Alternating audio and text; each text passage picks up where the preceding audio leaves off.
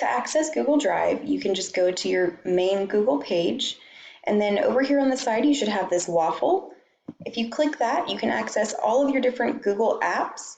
You can also bookmark these at the top so that they're quicker to access, but they're always right here for you also. So to get to Drive, you can click Drive right here. And to access your folder that I have shared with you, if you click on Shared with Me, that's going to be where you can find anything that I have specifically shared with you or that anyone else has shared with you. So a lot of the important documents that you'll find throughout the year are going to be in that Shared with Me section. You can also star items, and then they'll be in your starred folder. You can star important things if you want quick access to those.